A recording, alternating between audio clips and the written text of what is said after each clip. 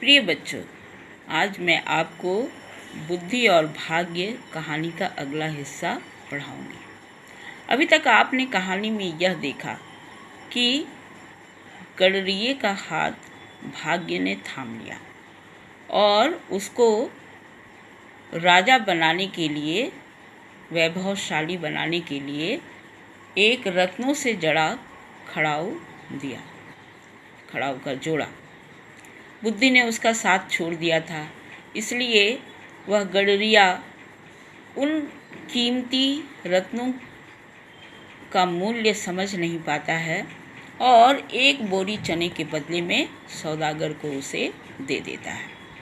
अब कहानी में आगे क्या है देखिए, पर पहले अपनी किताब निकालिए।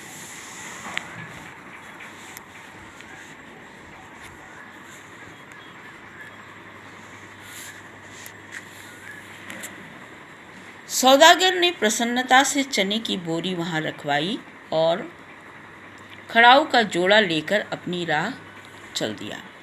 अपने देश पहुंचकर उसने वह खड़ाऊ का जोड़ा वहां के महामंत्री को भेंट कर दी ताकि उसे व्यापार में और अधिक सुविधाएं मिल सकें।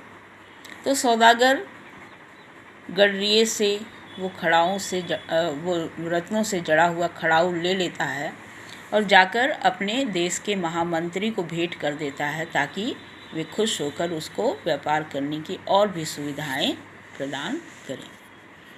इधर गडरिये को नंगे पांव देख भाग्य ने रत्नों से जड़ा हुआ एक और बढ़िया खड़ाऊ का जोड़ा उसके सामने रख दिया। गडरिया उसे भी पहनकर अपनी भेड़ बकरियां चराने लगा। जब गडरिये ने अपना पहला खड़ाऊ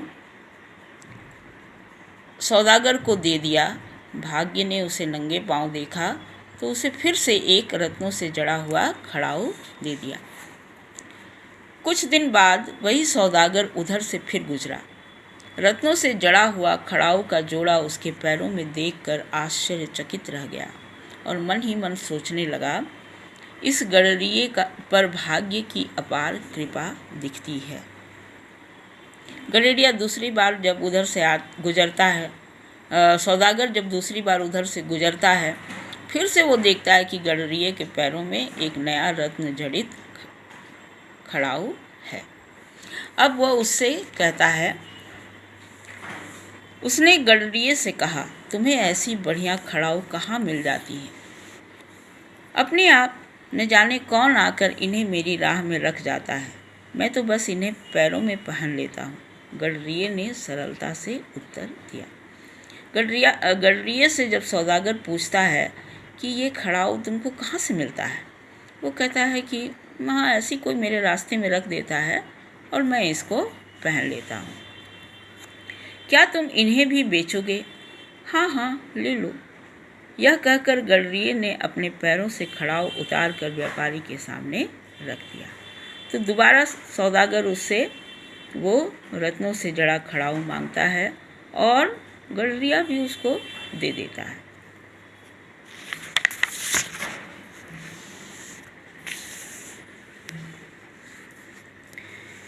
व्यापारी मन ही मन सोचने लगा कि अपने देश चलकर वहाँ के सम्राट की सेवा में इन्हें भेंट करूँगा।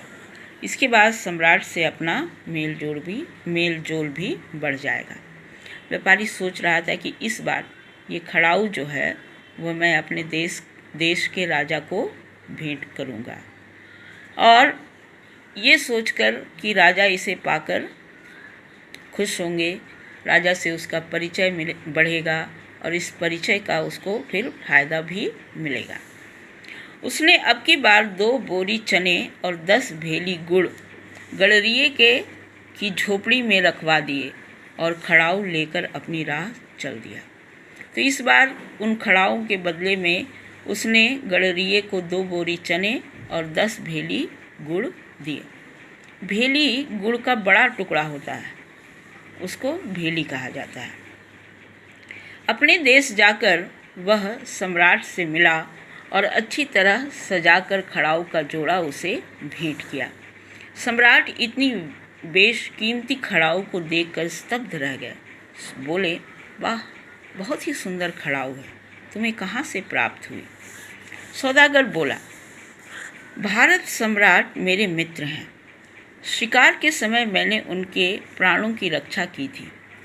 इस पर खुश होकर उन्होंने यह खड़ाऊ मुझे पुरस्कार में दी। मैंने सोचा इतनी बहुमूल्य खड़ाऊ सम्राट के पास ही शोभा देगी। आशा है आप इस दास की तुच्छ भेंट को स्वीकार करेंगे। सौदागर जाकर राजा को वह खड़ाऊ दे देता है। राजा देखकर बहुत खुश होते हैं, बहुत आश्चर्यचकित होते हैं कि भाई इतना कीमती। वे उससे पूछते हैं कि ये तुमको कहाँ से मिला।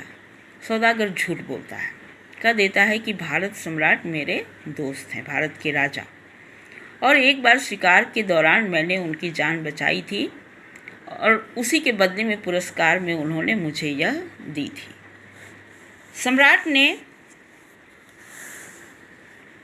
सौदागर की प्रार्थना सहर्ष स्वीकार कर ली।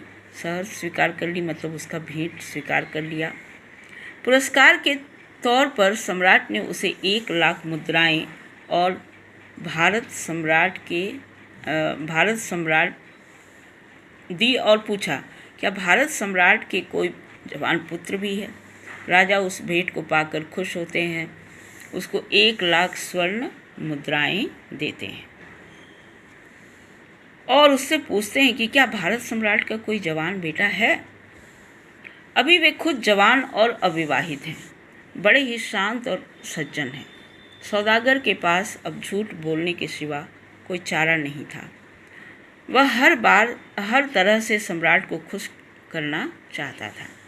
तो अब एक झूठ उसने कह दिया था, अब दूसरा झूठ उसको बोलना पड़ रहा था कि हाँ, उनका कोई जवान पुत्र तो नहीं है, स्वयं भारत के राजा ही जवान और अविवाहित हैं, साथ ही साथ बड़े अच्छे हैं, शांत हैं, सज्जन हैं। कैसा रहे यदि उसके साथ हमारी राजकुमारी का विवाह हो जाए। अति सुंदर। वे इसे अपना सौभाग्य ही समझेंगे। सौदागर की आंखों में इस समय लाखों रुपयों की बेशकीमती खड़ाऊ पहने हुए गडरिया घूम रहा था। जब वे उससे कहते हैं कि अगर वो जवान और अविवाहित हैं तो हमारी राजकुमारी के साथ उसका विवाह हो जाए तो कैसा रहेगा। सौदागर कहता है कि बहुत अच्छा रहेगा। फिर मन ही मन वो सोच लेता है कि वह गडरिये को ही राजा बनाएगा, भारत सम्राट बनाकर राजा के सामने प्रस्तुत करेगा। सम्राट ने प्रसन्न होकर सौदागर को हर तरह की सुविधाएं और राजदूत की पदवी दे दी। बोले अब तुम जाकर अपना काम शुरू करो। राजा बहुत खुश हो जाते हैं और व्यापारी को हर तरह की सुविधाएं देते हैं, साथ ही साथ उसको राजदूत भी बना देते हैं। सौदागर प्रणाम करके चला तो गया, पर उसका दिल चिंता के बोझ में दबा हुआ था। उसने झूठ तो कह दिया कि भारत सम्राट उसके दोस्त हैं और भारत सम्राट से उनको ये खड़ाऊ का जोड़ा प्राप्त हुआ है, लेकिन ऐसा कुछ था तो नहीं। अब जब उस राजा ने कहा कि मैं अपनी बेटी का विवाह उससे कराऊंगा, राजकुमारी की शादी उससे कराऊंगा, तो ये सुनकर वो बहुत चिंतित हो जाता है कि अब क्या होगा, वो भारत सम्राट को कहाँ से लाएगा। लेकिन मन ही मन उसने योजना बना ली कि वह गडरिये को ही भारत सम्राट बनाकर या भारत सम्राट के रूप में राजा के सामने उपस्थित करेगा। सौदागर प्रणाम करके चला तो गया, पर उसका दिल चिंता के बोझ में दबा हुआ था। तो वो इस बात के बाद बहुत चिंतित हो गया कि कैसे अब आगे का काम वह करेगा। आज का वीडियो मैं यहीं ख़त्म करती हूँ।